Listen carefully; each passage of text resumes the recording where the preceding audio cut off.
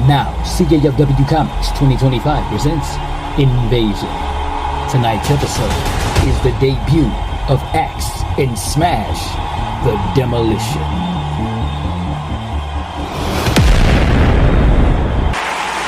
And now Axe has Xavier Woods, Smash has Kofi Kingston, and Smash just walked over into the corner, and now Axe. Oh my goodness, what in the world? What in the world was that?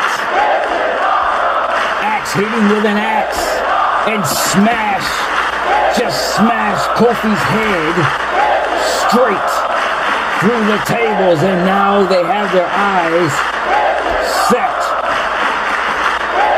on the Acclaim, and they both jump up on the table. What did they have in mind?